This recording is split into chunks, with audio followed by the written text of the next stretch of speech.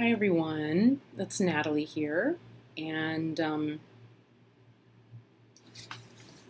I'm coming to you today after spending several days now taking in different videos from the community and really spending a lot of time listening and contemplating on what's happened and really if there's anything that I need to say or contribute, or if really the best thing I could do is just keep, mind my own business, essentially.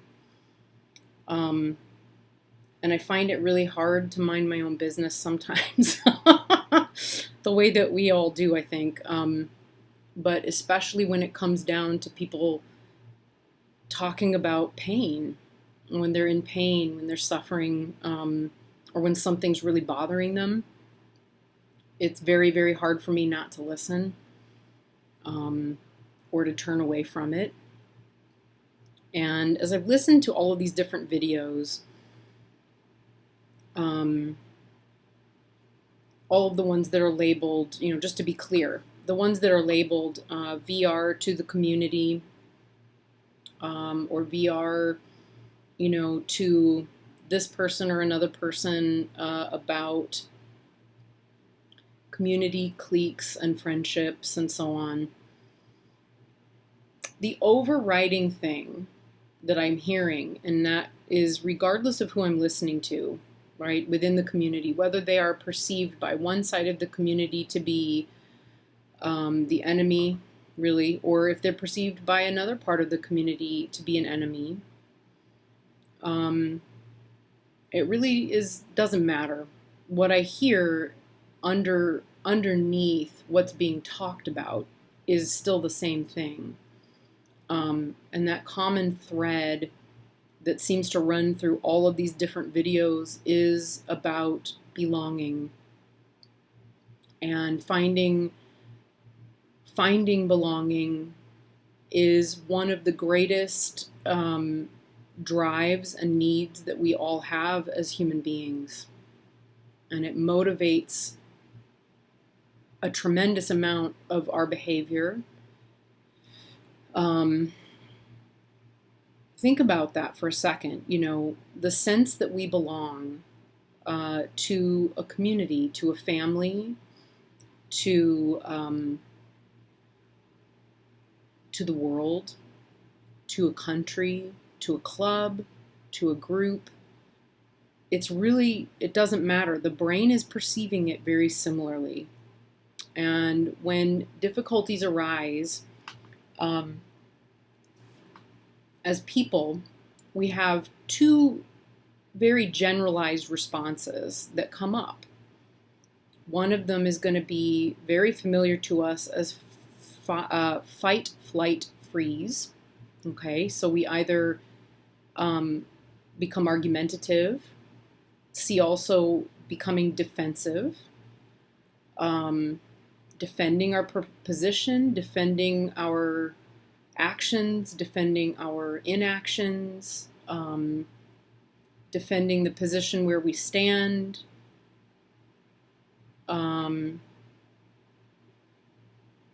defensiveness. It's very thinly veiled aggression. Being defensive is very, very thinly veiled aggression most of the time. It is sometimes warranted. It is sometimes necessary. However, I'm not necessarily talking about those kinds of moments, right? I'm also just talking about the moments when defensiveness arises and it's really unnecessary.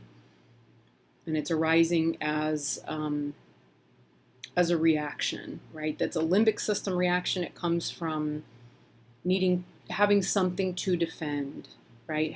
Perceiving threat. Flight, we're all familiar with, I don't want to cope with it, so I'm going to run away or pretend it doesn't exist, or, in some other way, avoid. And then freeze happens when something is so shocking and so distressing that we don't quite know what to do. A response isn't even possible because it locks us in position and we don't quite know what to do. Usually freeze doesn't last very long. It will devolve or evolve, depending, into a fight or a flight response of some sort. But it's kind of like an initial shock. So that is what the limbic system does, right? It creates it creates a reaction in response to a perceived threat. And when we aren't getting our needs met, and especially that need for belonging isn't taking place, it's really very common for the body and the brain to respond to that as a threat, even though it's really not. Or it's not the sort of threat, it's not like having a tiger come running at us, right? It's not as though a giant tiger has come running towards us and is about to annihilate us, right? But our brain doesn't know the difference between the tiger and the threat that is only taking place in the form of perception, right? A perception of belonging or not belonging. So that's one response that we have. Another response that we have, which is equally as natural, I'm going to say, but maybe not one that we access as comfortably or as naturally sometimes, depending on circumstances, is the response of tend and befriend.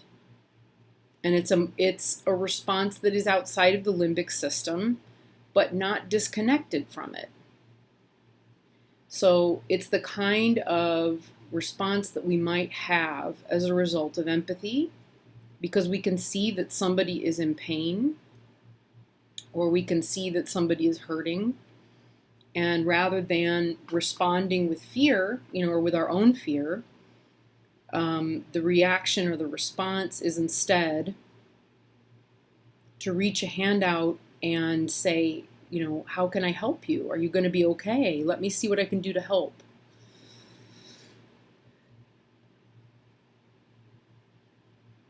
And what I'm seeing a lot of is coming from the place of the former rather than the latter. It's in the form of defensiveness, in the form of avoidance. There's a lot going on. And I don't say that because I have any intention of creating a sense of shame in anyone. I think actually, if anything, we're a little overwhelmed in this community right now with a sense of guilt or shame or judgment, whether it's of ourselves or of others. And all of those are fear-based responses. They're all fear-based responses. Nothing that's going on in this community right now is unfortunately shocking to me. It seems to me that there are things that go on in any community, whether it's a workplace, a school, a spiritual community, a club. It doesn't really matter. I mean, pick your analogy. It doesn't really matter. These are the things that we do as human beings that create difficulty, and that are a part of, a natural part of interrelating with one another. Unfortunately, unless we're willing to recognize what's happening within ourselves in order that we can address it effectively, the tendency is that it just gets perpetuated and it continues. It tends not to just disappear all on its own. It may calm down for a while, and it will come back. It will come back. And, that's what tends to happen when the dynamics aren't fully addressed or dealt with. So what do we do? If we want to make things better? And I'm going to take a leap here, and I'm going to say that the vast majority of people, no matter who they are, really would like, at the very core of things, for things to be better, right? Or to help make things right.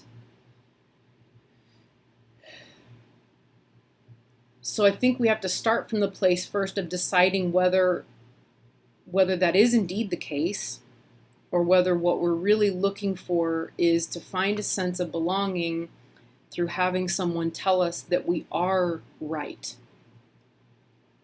Okay, and those are two different things. Being right is something that's really, and feeling, which is about being validated. That's really hard to be with. That's really, or see past, I should say. It's very hard to see past that. I've really struggled with that personally, needing to be right about things or needing to be perceived as being right. And when I'm caught up in it, it's bad. It's severe. It will stop me from being able to see any other perspective but my own. And there's usually an unmet need there. There's usually an unmet need. And when I come down to it, what is it? It's about acceptance or belonging. It's often an unmet need that I have that actually I find I could take care of myself. And that's really where I'm going with things here, is that if we want the community to be one where everyone can feel like they belong, and again, I'm going to assume and project my assumption because it's a nice one. It's a good aspiration that we could all have. If we want this to be a community where everybody can feel a sense of belonging, we can't really do that deeply. We can do it on the surface, right? Giving a video like this is my best way of being able to address it on the surface. But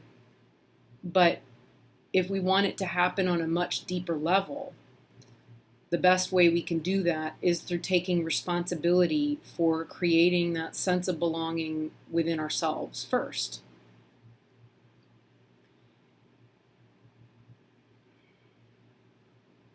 I think it's a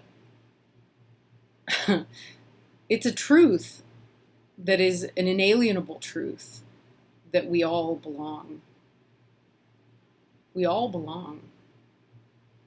Whether it's to this community or it's to the world itself, we all belong. Every one of us. It is inherently part of who and what we are. We belong. Whether or not we choose or are able to choose to see that is something different.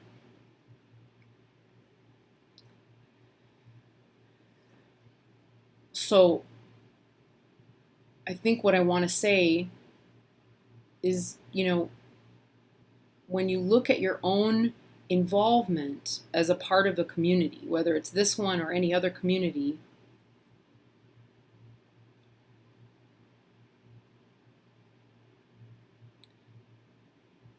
what do you do for yourself to ensure that you belong? And what do you do on behalf of others when you can see that someone doesn't belong? Or may feel as though they don't belong? And I think it's something that we do a lot more instinctively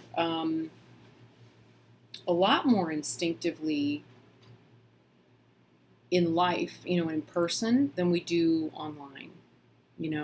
It's very easy when you're online, especially in chats where the text is rolling and rolling and rolling, to forget and to begin perceiving anyone who's there that isn't part of your immediate group of people, right? It's very easy to perceive them as not real, I think we can do that just as well in life as, we do it all the time. But I notice online that it is that much easier for people not to really be real online. For them to be much more unreal. And when people become unreal, we stop viewing them as human. And when that happens, we've lost touch with empathy. And when we've lost touch with empathy, any behavior that is immediate and instinctive is going to be the one that comes up. And so for a lot of us, that's going to mean that, unhelpful behaviors come up. Things that we say or do, or ways that we behave that really are just, at best, they're just unhelpful. At worst, an unhelpful behavior for someone could become a behavior that is profoundly wounding for another.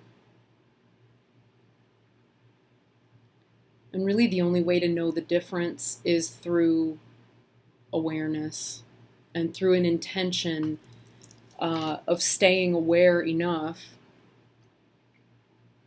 to just to notice what's going on. What choices am I making? I can't control what anyone else does. I can control what Natalie does. On really good days. I say that because, like anybody, it's always it's a struggle. Some days are very easy. Other days are really not. Life is hard. Life is very hard at times, and making choices that are in harmony with who we believe ourselves to be and who we want to be is hard as well. It's very hard.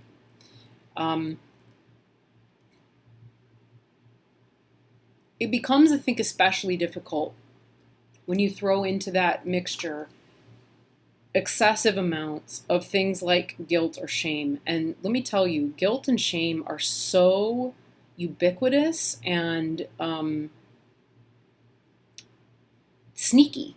They're sneaky. They can sneak in there just when you least expect it, and you don't even notice they've come into the room until after. We don't even know always how to identify them, right? Or how to even know for sure that guilt or shame is what's coming up or what we're feeling.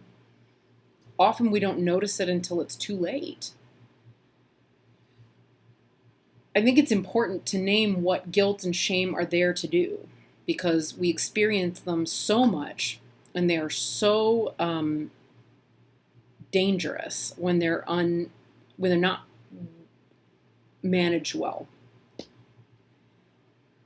Guilt and shame are part of what makes us human and part of what brings us back into alignment with ourselves and a sense of integrity,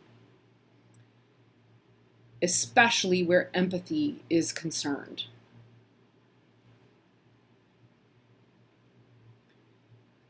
As a humanist, I think it's undeniable that guilt and shame, are part of like a moral, a system inside the brain that's very moral, that tells us when something is okay or not okay. And they help bring us back into alignment with what will serve belonging. That's when guilt and shame are put in context, and when they are in proportion to our actions. Now, like I've said, that the vast majority of us are not going to ever experience guilt and shame, or we will very seldomly experience guilt and shame as being in proportion to what's happening. So if a guilt is in proportion, right, if I say something and I'm not sure afterwards whether it was the right thing to say, and I'm reviewing a conversation, in my mind and thinking, wow, I wonder if that was okay or not, I will feel just this little twinge of guilt. I won't be obsessing. It won't be a lot of overthinking. It will just be a kind of, I feel a little funny about what I just said. I'm not sure that was okay. That's a small guilt, right? A little one. A bigger guilt might be, wow, I really lost it with that person earlier today. And I really said some things that were not okay. And I know that that has wounded the trust and the relationship between me and this other person. And I'm feeling really not good about it. It's that sick kind of feeling that is right, usually right in the solar plexus, right in the pit of the gut, that will tell us unquestionably, undeniably, that something is really wrong. And it also puts us back in control of recognizing, wow, I can actually do something about it. It's within my ability to make a different choice. That's in proportion. When guilt is out of proportion, or shame, it can have the effect of launching us right out of our bodies. So that instead of having a response that, where guilt or shame can bring us back into wanting to align with what's good, with what's in the heart, with connection, with tend and befriend. When guilt or shame is not in proportion, instead of having a response where it makes the heart a little bigger, it just tends to kind of shut it off. So we don't feel anything. Maybe aside from some righteous indignation, which can be very dangerous. Very, very dangerous. Or it may bring up defensive, these are again fight flight, defensiveness, aggression, something that just launches us out of the heart, out of our bodies and feelings, and right into a defensive position.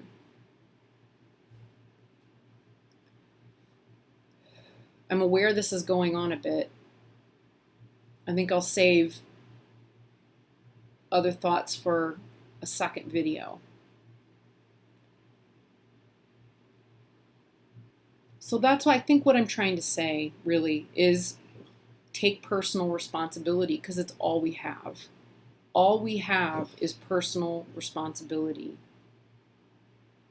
If each one of us takes ownership of the way we experience guilt and shame, and the way that we experience and create our own sense of belonging,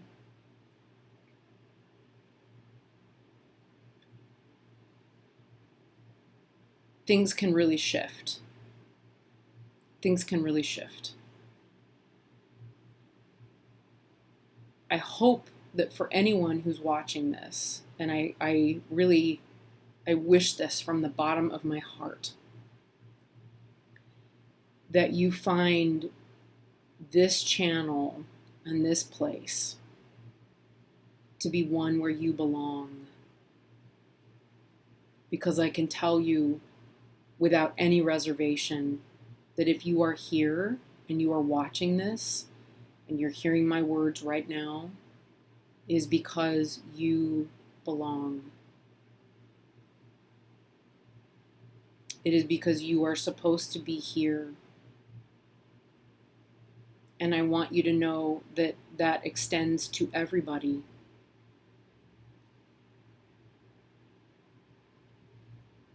Because the truth of the matter is, you can't not belong to anything. But I really want you to know that you definitely belong here. And I'm grateful. I'm so grateful that you're here. Okay, we'll talk about some of the other stuff in another video, because of course there's always more. But that's what's been on my heart. All right, thank you for watching, everybody.